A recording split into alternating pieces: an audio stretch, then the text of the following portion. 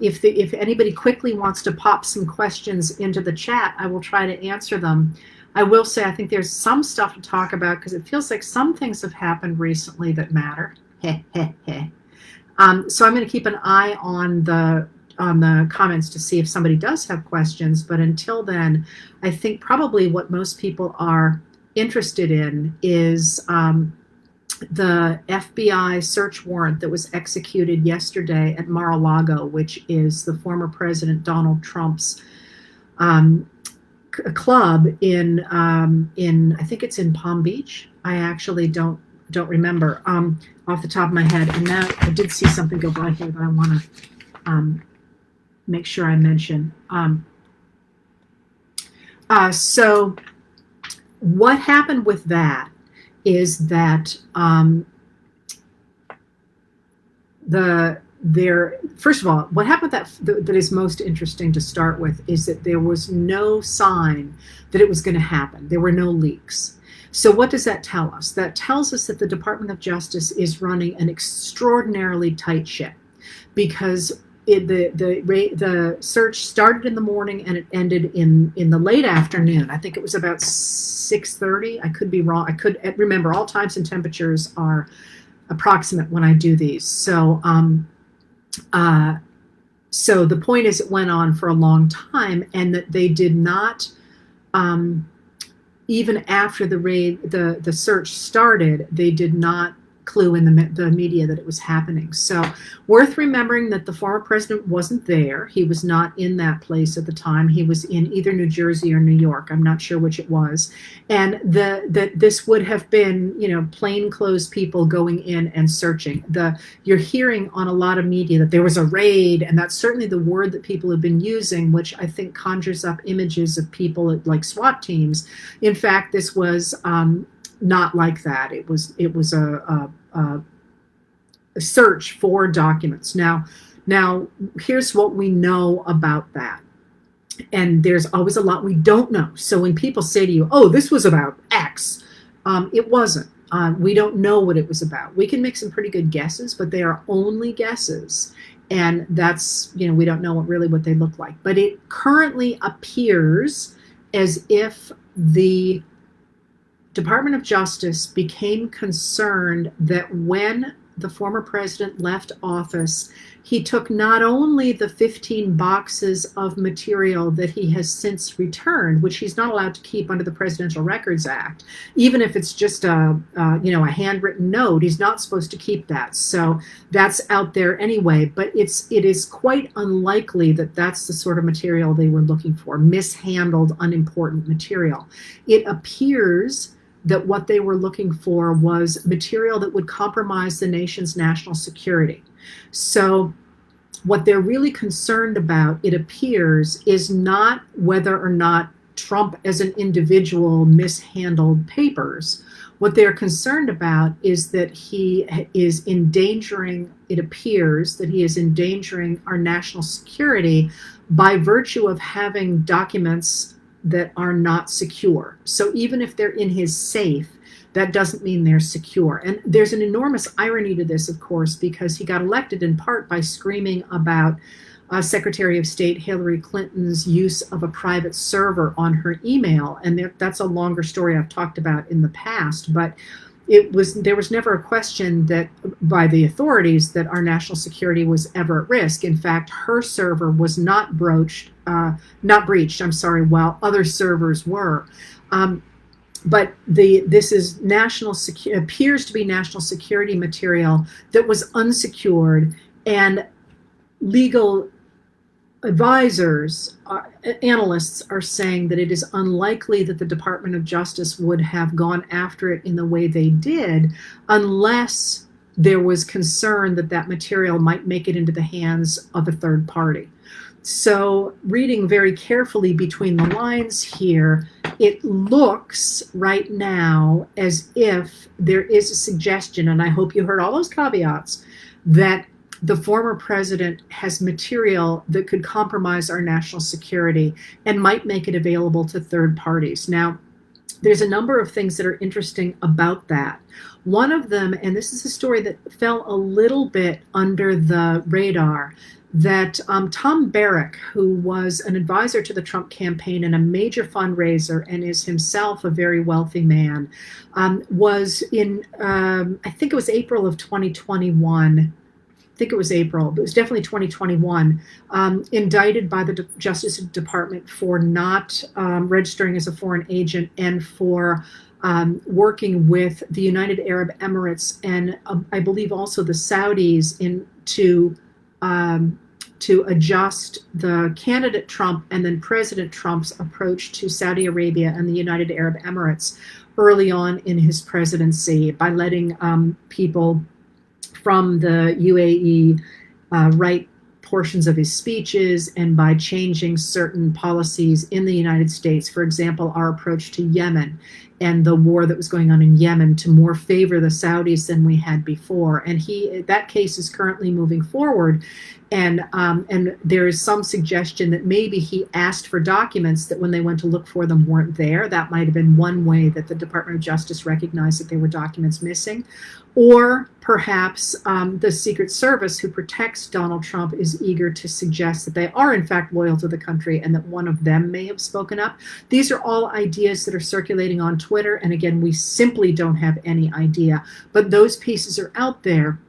And the reason I mentioned the Barrett case is because it was certainly clear that for a price, people in the Trump administration were willing to change our foreign policy in order to make money. And yesterday, Paul Manafort, who was one of Trump's campaign managers in the 2016 campaign, who had worked for the Ukrainian oligarchs in Ukraine to make one of them president in 2010, said that in fact he admitted he had given information about the internal polling from the Trump campaign in 2016, that he had in fact given that to a Russian intelligence agent, but he maintained that he did it only for money, that he wasn't actually trying to get the Russians involved in the campaign. He was trying to get them to trust him that he had influence with the Trump campaign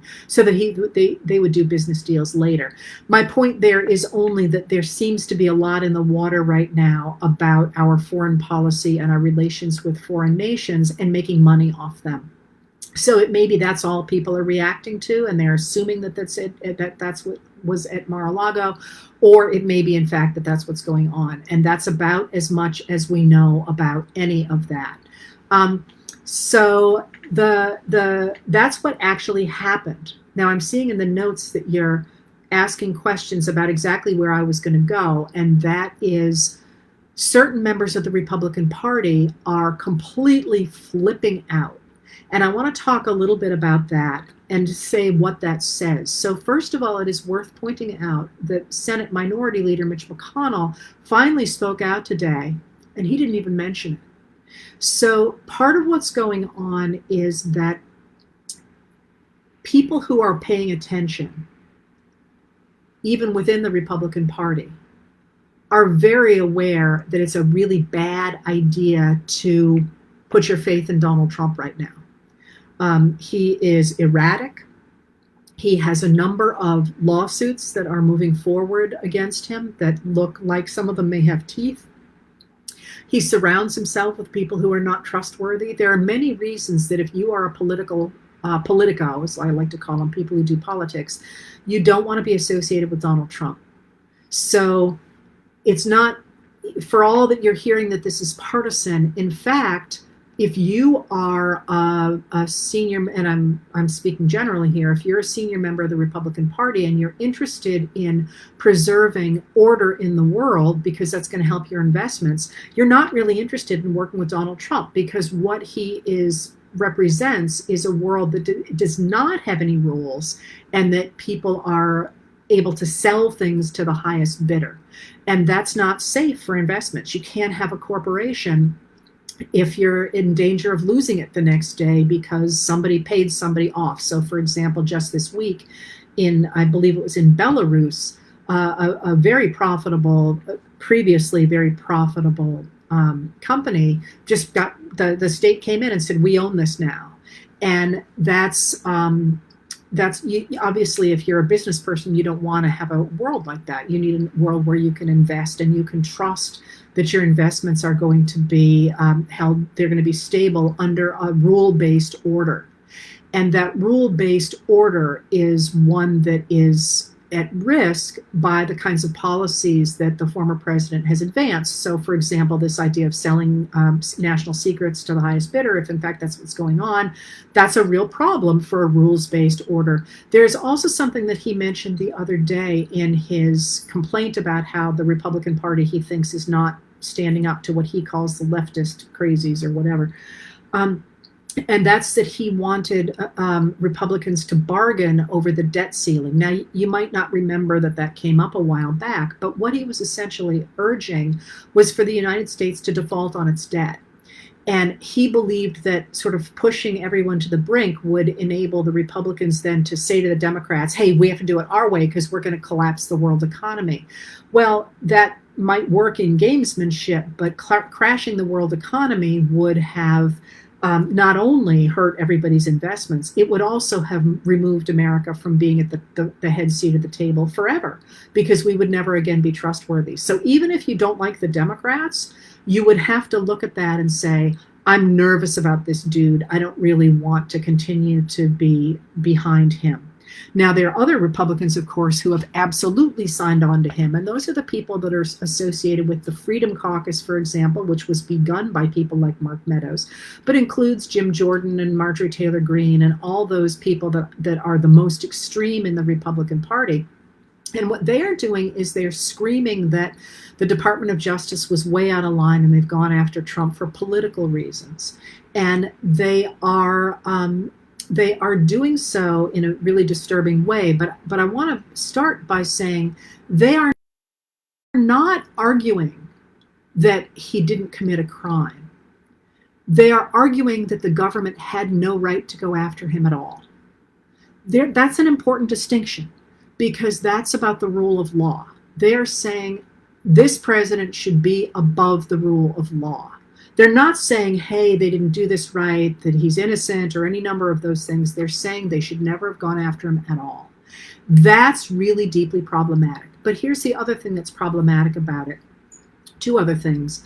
One is that for all the screaming about how this was illegal and they shouldn't have done this and all that, there is one person who could lay all that to rest, and that's Donald Trump. He has the search warrant. He could show it to anybody if he wanted to, but he doesn't want to, either because of what's in it or because he knows that he is able to rile up his base by not letting anybody know what's in it. But this outrage of, that somehow the government should not have gone after him because he's above the law is really false outrage. There are ways that Trump could deal with it other than trying to rile up the anger of his base. And that's the third thing that's very disturbing about this moment. As of last night, a number of people who support Trump and who support that extremism are calling for war on the government. And they're saying that, for example, the person, Carrie Lake, running for governor in Arizona, said that it was time to separate from the federal government. They're calling for secession. They're calling for destroying the federal government. And that is, again, an attempt to reach at people's fear and to make people feel like they're persecuted. It's also phenomenally dangerous. And the other piece that I would go with that is it also doesn't really represent what people in those states want. And that's the direction to go, to think about when we think about what's going on here, is that the Republican Party has figured out, and it figured out as early as 1986, a long time ago, that it actually couldn't win elections based on popularity, based on their ideas, because the idea of destroying the federal government and its protection of a basic social safety net and its protection of civil rights and its regulation of business and its investment in infrastructure was not popular. People like those things. So what they have done since 1986, and really taking off, for example, with gerrymandering in 2010 under Operation Red Map, and with the destruction of the Voting Rights Act in 2013 and 2021, what they have done is they have tried to skew the electorate in such a way that they can win even though they don't win a majority any longer. And this is the world that we're in right now. And it's a dangerous world, and it's a frightening world. And a great example of that is that in Indiana, for example, recently, the first state to pass a new anti-abortion law since the Dobbs versus Jackson Women's Health decision, which overturned the Roe versus Wade decision of 1973 that made abortion legal.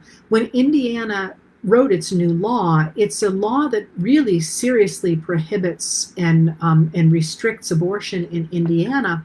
And remember, it was Indiana that child went to after she was raped in Ohio, because she couldn't get an abortion in Ohio any longer, so she went to Indiana. Now that I believe, I haven't read the new law, would not have been a viable solution for her. She was a 10-year-old child. But what's interesting about the Indiana law is that a recent poll shows that only 17% of people who live in Indiana want that kind of draconian law. 17%. And yet the state legislature is so gerrymandered and has is so misrepresenting the people of Indiana that they have put that law in place.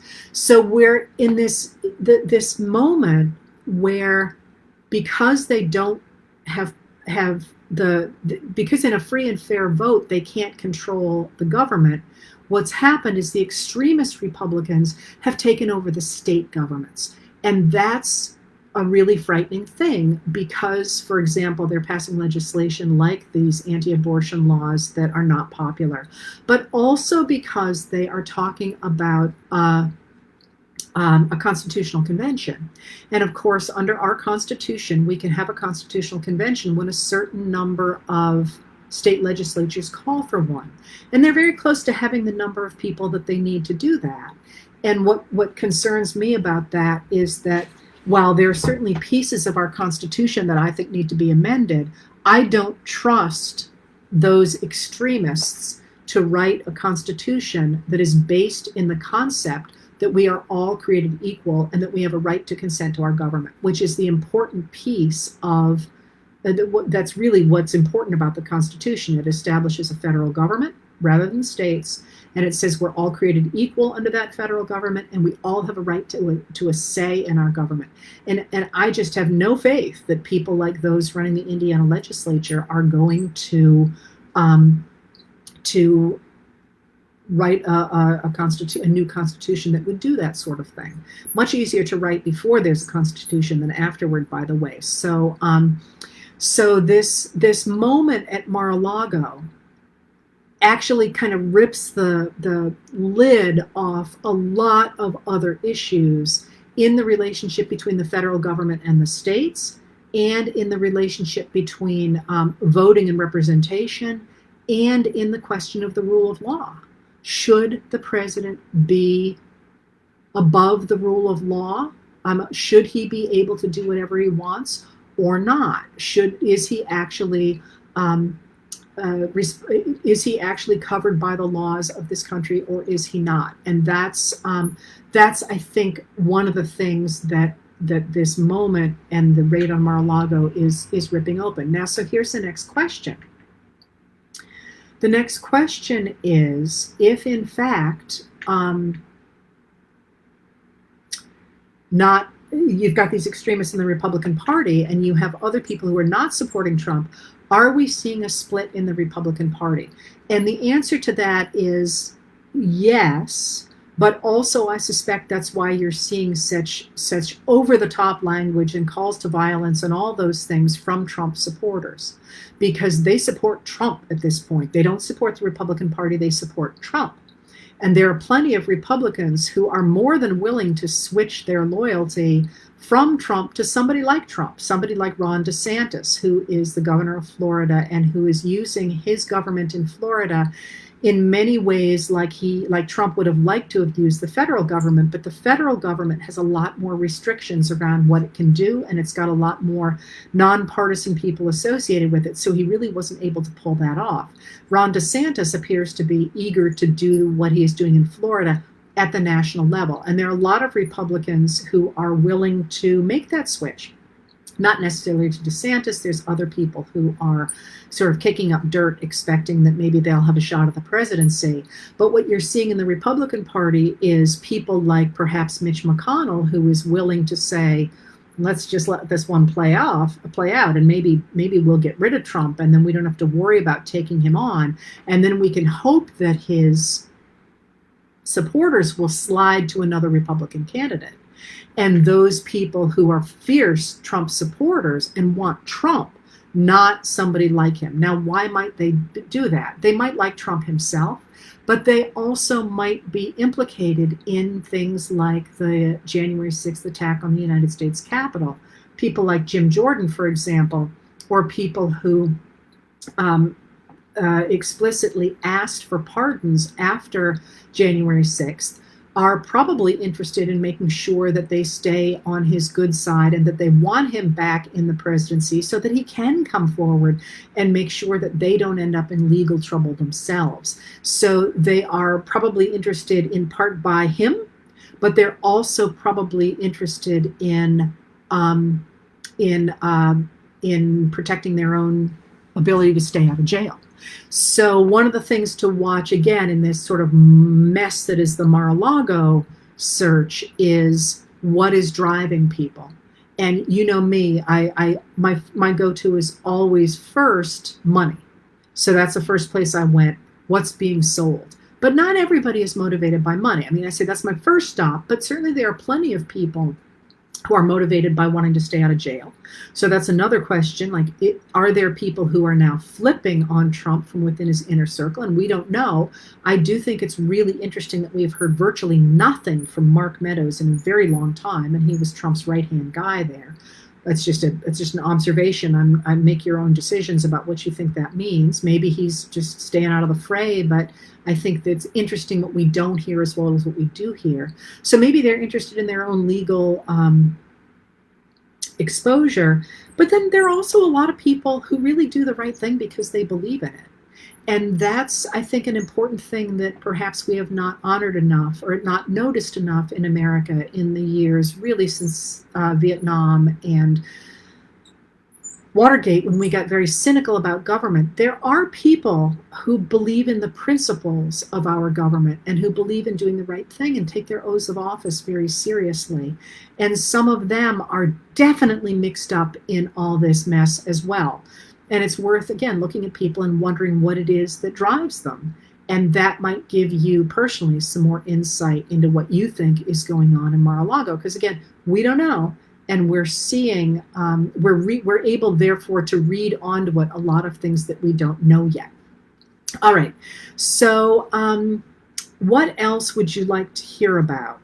People are asking questions, for example, can a president commit espionage against his or her own country? I think I would say yes, but one of the things that's interesting about the Trump presidency is it revealed that there are many things that we have never explored because they were understood that it couldn't happen. So, for example, you might not have liked presidents in the past, but for the most part, you weren't afraid that they had sold out the country. Now, it turned out that Richard Nixon did, but we only learned that really quite recently. So even when we used to hear that he had, in fact, scuttled peace talks because he wanted to be, scuttled LBJ's peace talks because he wanted to be elected in '68, I didn't believe that. For a long time, I'm like, listen, I don't like Nixon either, but nobody would do that. Well, it turned out he would do that. But to the point that I actually asked a Nixon scholar if the stories about that were true. And he said, oh, yeah. And I was like, really?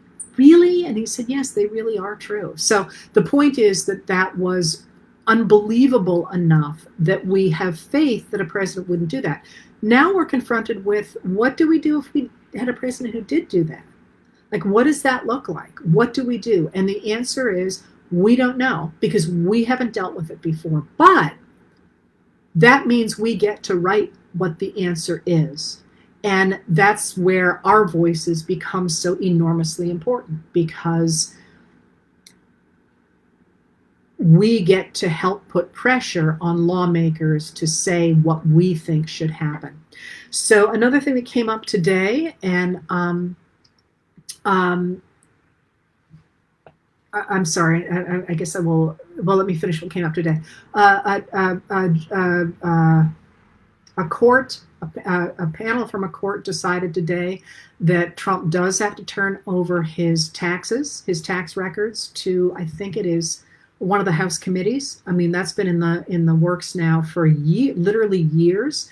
And legal scholars, legal observers believe that even though he will contest that he'll lose. And it was a Republican-dominated court that did say he had to hand over his taxes. So what's interesting about this moment is that in many ways we are figuring out and recalibrating our government's relationship between the states and the federal government, and between the different branches of government. So the fight about Trump's taxes was about whether or not the legislative branch, Congress, could oversee the executive branch, the president. And a number of people who believe in the supremacy of the executive, the strength of the executive, it's called the unitary executive theory, said no, Congress has no right to look into the executive. The executive is its own branch, and there's nothing that Congress can do to oversee the executive branch. And that was a theory that was embraced by people like Trump, obviously, but like his third Attorney General, William Barr. That's one of the things that he has cared deeply about. And in this case, I mean, it was people like me thought that was very far-fetched, because of course the Constitution sets up that Congress can impeach the president. That's in the Constitution, which suggests that there is in fact an oversight role for the legislative branch to play over the executive branch. And it appears that as that goes through the courts, that's what the courts are deciding, that in fact the executive does have to have checks and balances on it. So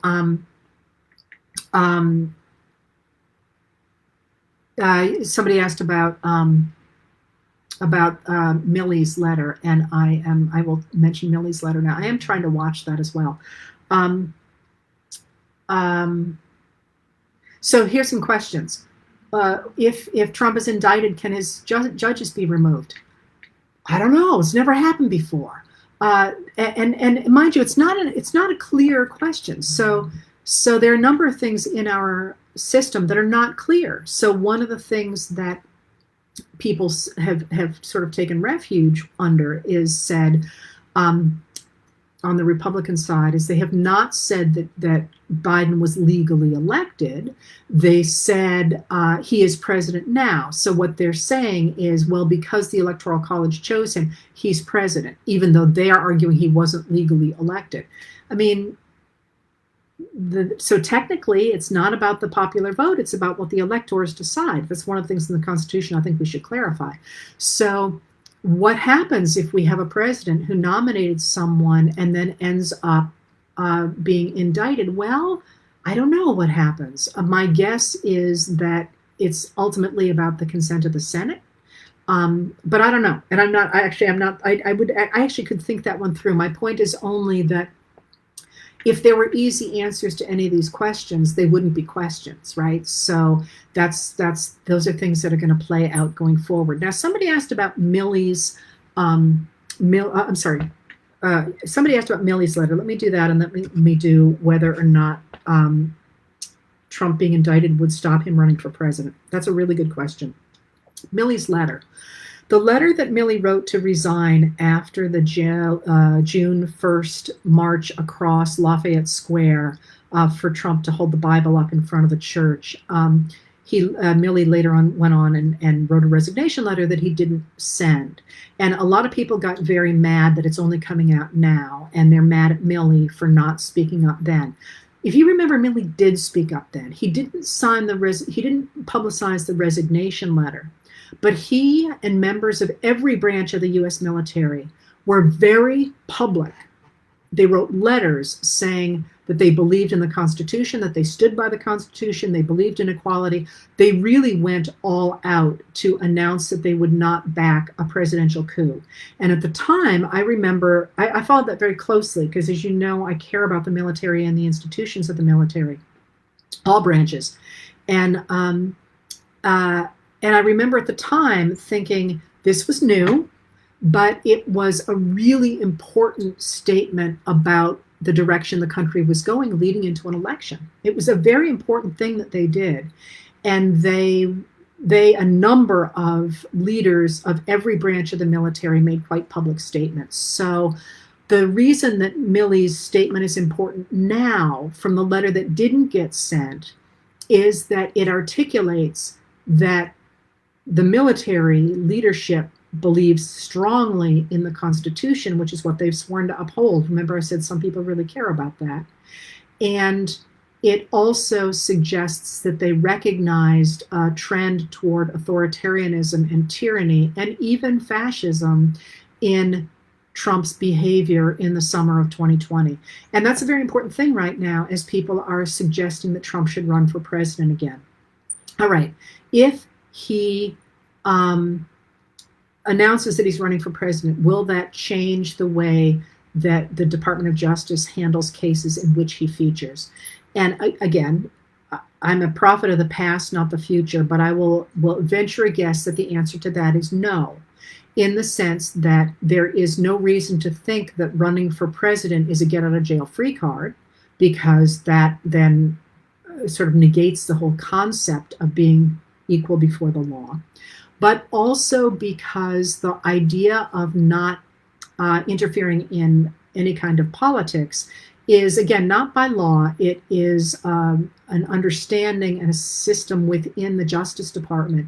And I don't think they've ever had to deal with this again. And the idea that you would, just doesn't make logical sense that you would stop investigations if somebody announces they're running for president before the election. I mean, that just doesn't make any sense. It does make sense to say you're not going to publicize those things, and it also makes sense to say you're not going to start something necessarily, which is really interesting when you think about the fact James Comey, who at the time was directing the FBI, came out just before the 2016 presidential election and announced that they had reopened the investigation into Hillary Clinton's use of emails. And that's something that political observers think was a huge deal in the election in terms of hampering her ability to win a victory in that election, even though, of course, she won the popular vote.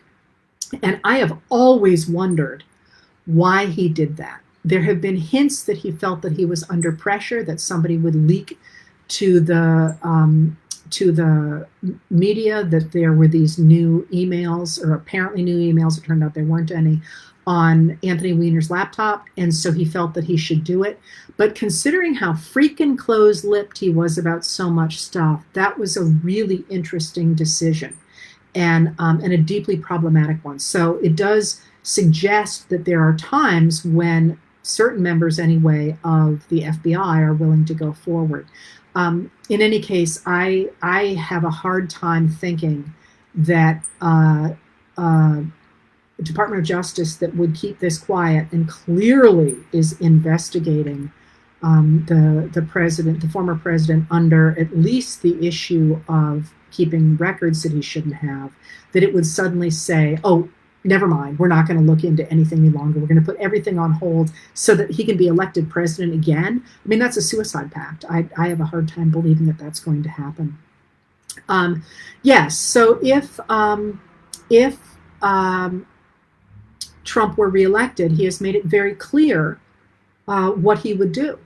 So one of the reasons I was emphasizing the idea that people are saying he shouldn't, that the Department of Justice is political if they've gone after him.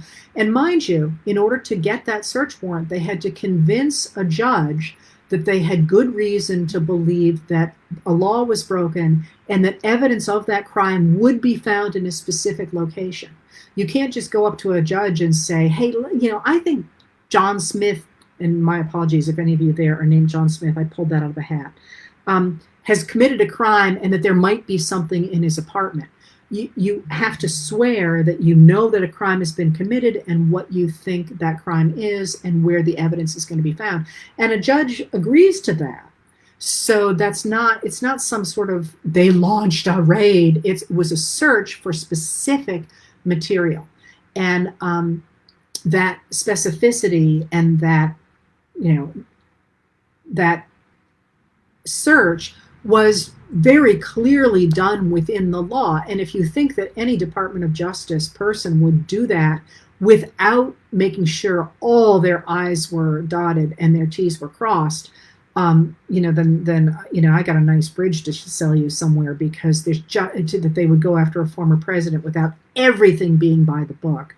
But this idea that his supporters are saying they shouldn't do that, that does suggest that if in fact he were reelected, we would be looking at a dictatorship, that he would be somebody who was above the law.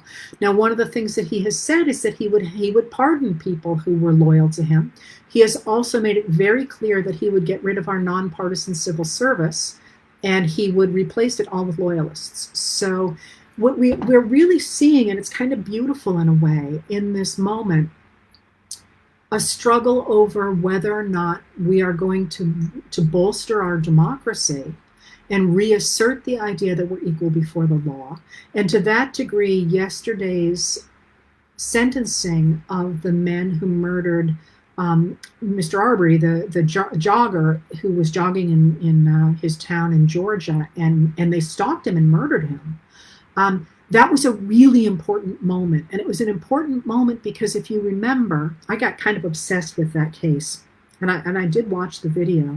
I don't urge anyone to do it. It is horrific. But a number of people who saw that video believed that it exonerated the men who murdered the man, and they did not prosecute. They did not want to take that case forward. The reason that case went forward was because one of the men wanted to clear his name, so he gave the video to a radio station, and the radio station posted it on the internet. And when people saw it, they were horrified. And the radio station took it down very quickly, but the reason that they even were indicted was because they themselves released that video.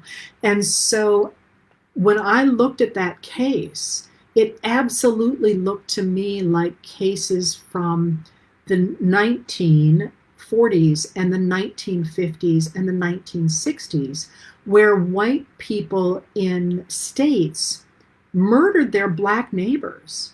And the cases never went forward because the law enforcement within those states were like, oh, no, you did it in self-defense, or, oh, there's no evidence, or whatever. And we came really close to that with the Arbery case. We came really close to that. And so the fact that these men were convicted and that they were sentenced to life plus time in prison, not one of them, only two of them were life plus more time. One is 35 years. He'll be 90 when he's eligible for release. That says we are reasserting the role of law. And we are reasserting the rule of law that says, no, white guys can't go shoot down black guys anymore. That we've gotten really close to that, and we went beyond that during the Trump years. And similarly, the fact that the federal government has brought charges against the people who killed Breonna Taylor, that's really important. So we're at this moment where we are choosing between reasserting the rule of law and the idea that we are all created equal, and the idea that some people are above the law, and that we are willing to put all that power in the hands of somebody like either Donald Trump or somebody like him to choose who runs our government and to say they are above the law. And that should look like authoritarianism to you, and that should look like the kind of governments that end up creating not only appalling conditions in their own countries, economic conditions, social conditions, and political conditions, but that end up killing their opponents. And to see that in such stark relief at this moment is horrifying. But for people like me who believe that humans in general, but certainly Americans, actually like the idea of having a say in their government. They like the idea of being equal before the law. That gives me hope that we really will go ahead and do that, and that's what we will choose. Now, what's frightening about that in this moment is that so many states have so rigged their systems that ordinary people can't have a say. And that's, if you notice when I said that we like the idea, and we're in a moment where we are reasserting the idea we're equal before the law, I didn't say that we are reasserting the idea that we all get to have a say in our government, because from the very beginning of the Biden administration, one of the things that people like me screamed about was voting rights, that we must preserve voting rights. And if you remember, the Senate, first bill that came before the Senate, first bill that came before the House, literally named number one, were voting rights. And they were rights designed to stop partisan gerrymandering. The Democrats do it too, but they have really control over very few states. To get rid of partisan gerrymandering, to protect the right to vote, to limit the amount of money that pours into our elections, which is insane now since Citizens United. The numbers have gone off the charts. And that piece of legislation, to my mind, was the most important. Now, I'm not a politician. Biden and Harris decided to go a different direction and really to push legislation that would, they hoped, I think, I can't speak for them, but it certainly looks from analyzing the sources, they wanted legislation that would rebuild the middle class, with the idea that once you get rid of a disaffected population, a population that feels it's being left out, it will choose to continue to support democracy. And you can see that in the last week, this outpouring of support now for Joe Biden. And that's, considering how the media has trashed him, that was a really important vindication, I think, of his approach. Now, and I'm certainly going to say that, and going to lay that on the table. It still concerns me that, for all the fact that a majority of people don't like the overturning of Roe versus Wade, and don't like the fact that the Republicans have voted against capping insulin prices, and all the things that you could line up, if in fact you don't have a free and fair vote, I'm not at all sure at the end of the day it's going to be enough. So we're in this moment where we're seeing all these pieces come to play, and I don't know what the future looks like. I do think that we at least now understand the stakes. And that's something that concerned me. You know, one of the things people always say to me is they're horrified and they can't believe we got to this place, and they're so frightened about the way the world is going. And I get that, believe me. But I will tell you, I was more concerned before 2016 because, and I'm not the only one, because historians could see the pieces falling into play and people didn't seem to care. And they didn't seem to notice. And you know, when I would try and talk about things like signing statements, which were a deliberate effort, actually by Samuel Alito, when he was in the Justice Department before he went on to the Supreme Court, he wrote a memo that said that in order to claw power away from Congress, that signing statements by which a president would essentially exercise veto power over the way a law was put into play, rather than, you know, vetoing the law and saying, you know, I'm going to enforce the laws the way I promised to. A signing statement would say, no, I'm not going to enforce the law the way you want me to. I interpret it this way. That's a signing statement. And that was something that Alito articulated in this memo during the Reagan administration. But George Bush used it all the time. And quite literally, the Congress would say, we insist that you provide us this information before you do X. And he would write a memo that said, I'm not going to do that. It's not the way I interpret it. So he'd sign the law and he would get what he wanted out of it, but he wouldn't actually do the other half of it. And I remember trying to talk to someone about this, and they're like, yeah, whatever, you know, it's going to work out. And I remember thinking, these little steps add up. Now we see that. Now people see how the little steps have added up. And certainly in the past, this has Americans have seen this happen, and they have come back and they have pushed back against it. So, for example, I can't resist doing this to you. We all know Lincoln's House Divided speech, because that idea of a house divided against itself can't stand comes from the Bible. And it was an idea actually that he had developed over a number of speeches. He didn't come up with it in 1858 when it became very famous. He'd been working at it. It's a Bible verse. But what a lot of people don't realize is that the reason he used the image of the house is because he was trying to explain how the enslavers who ran the Democratic Party out of the American South had come to take over the country. And what he said is, it's like you see a bunch of carpenters, and they're all working on separate things. So you got James over here working on something, and you got Franklin over here working on something, and you've got Roger over there working on something. And there were 4 carpenters he mentioned, and he said and Stephen, and Stephen is one of the other ones, unless I said him. And they're all working in their own separate ways, and you're not paying attention because they're just doing their thing. And then they start to fit the house together. And you recognize that James Buchanan, the president, who oversaw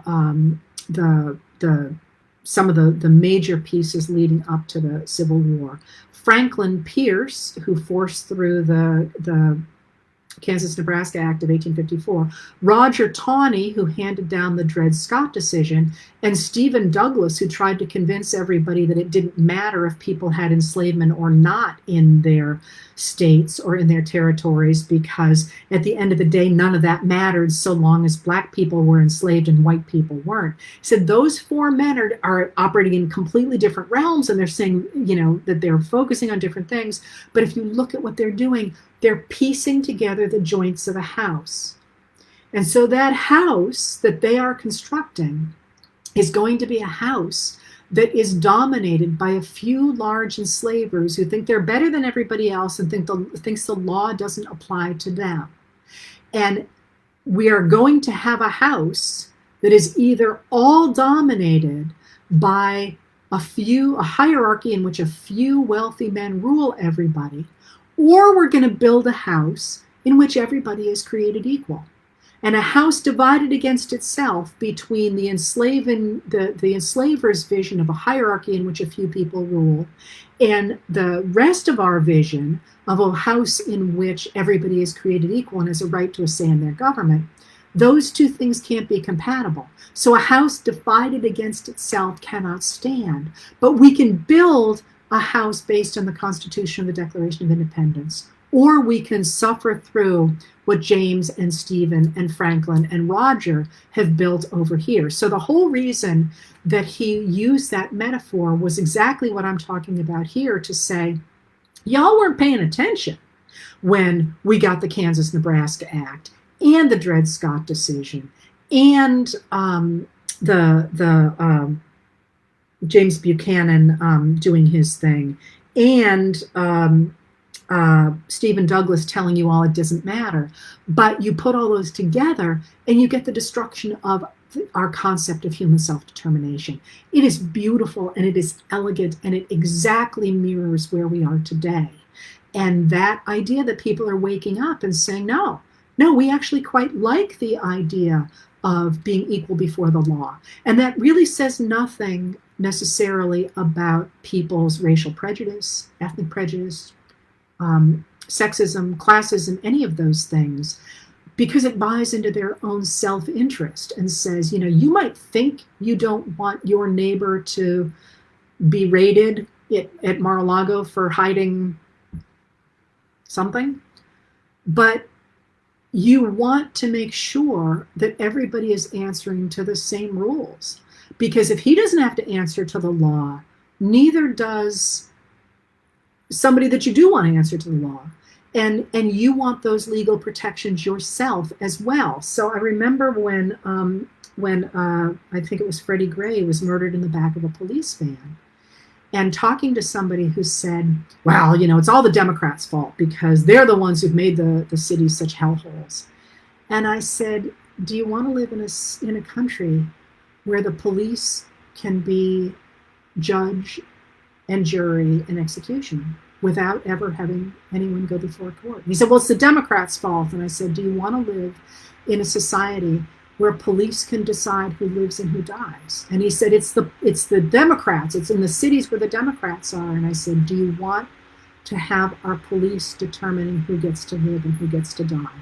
Or do you want to do it through our system where there is a jury trial?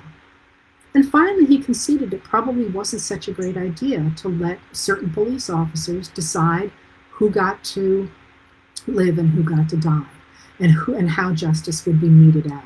And that's, I think, ultimately what Lincoln was talking about and what we're talking about in this moment. What kind of a world do we want to live in?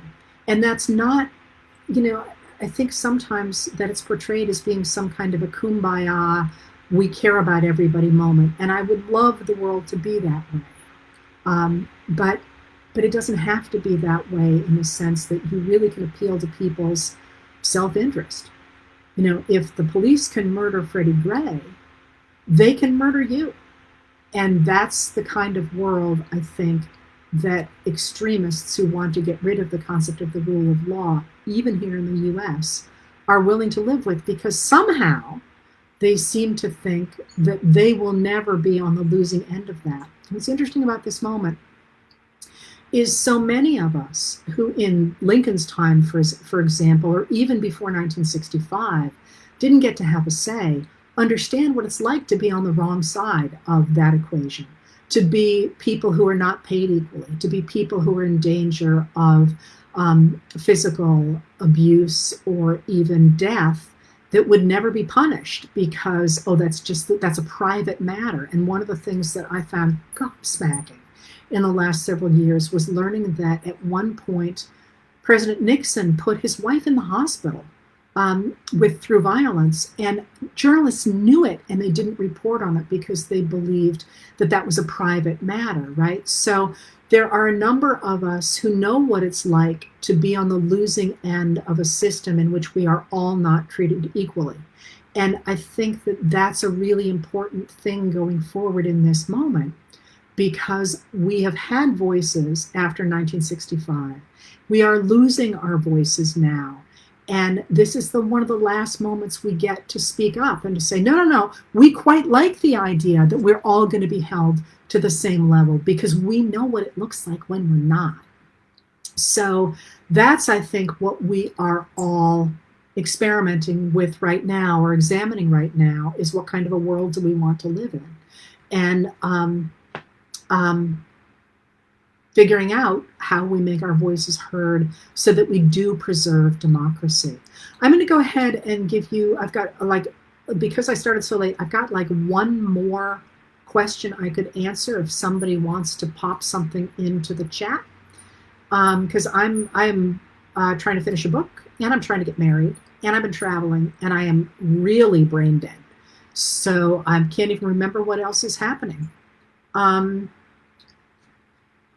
So if you, I'm not seeing anything here. Someone says, how to combat apathy. Oh, well, that's actually the flaws in the bipartisan language in the ECA. No, I can't talk about that off the top of my head. Alex Jones' cell phone? I thought people knew that. Alex Jones' cell phone is really interesting because that's a really interesting case, actually. It's actually not his cell phone. It's something that parts of his cell phone were on a different document, if anybody cares. You don't care. But it covers, there's 2 years of texts to and from Alex Jones that have now been turned over to the January 6th committee, although we don't know that they've been turned over to the Department of Justice yet, although one assumes that is somewhere in the works.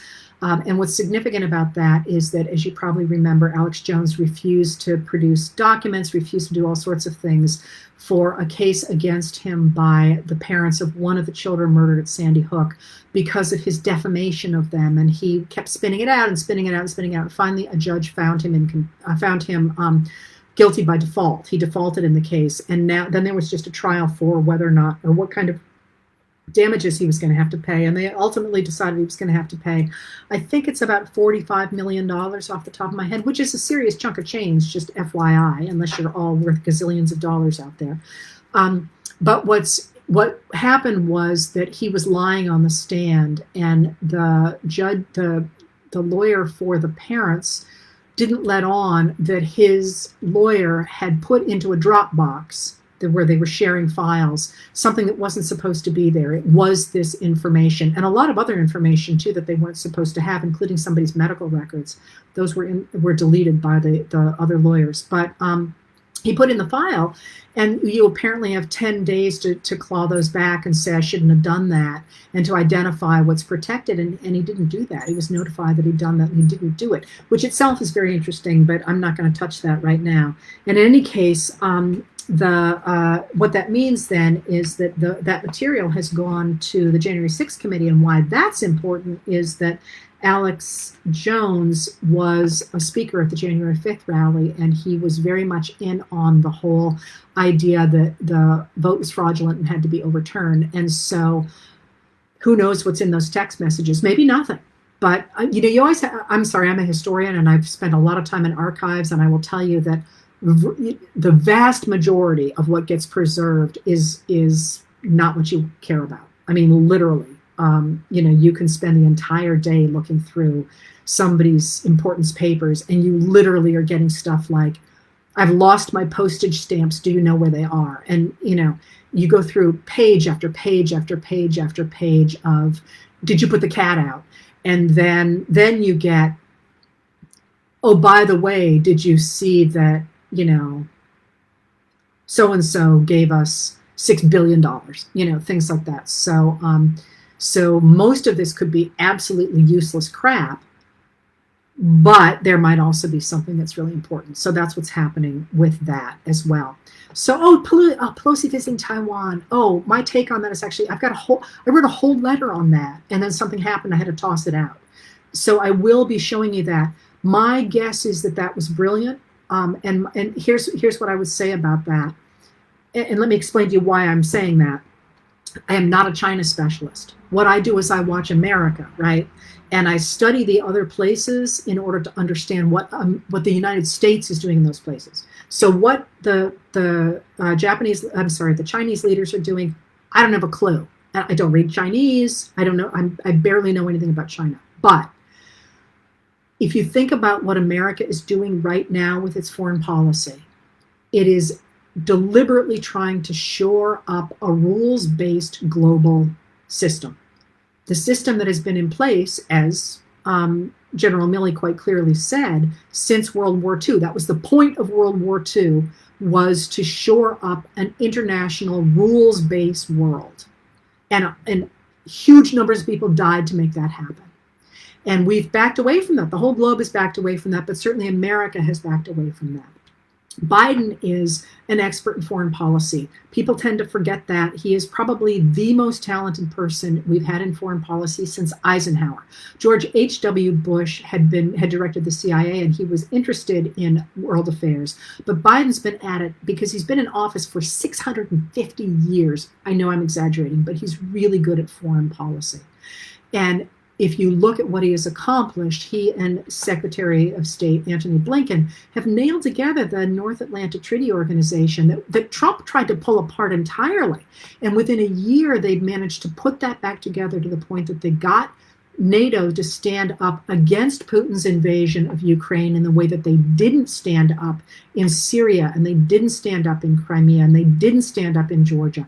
He got them to stand up in that, and then he got all these other organizations on board from all over. There's all these different international organizations. We hear a lot about NATO, but there's all sorts of ones I'm not even going to try to pronounce, where different countries come together. And sometimes in the same region, they come together in a couple of different groups. And you can Google those, which I do when I get bored, because I want to see who's talking with whom.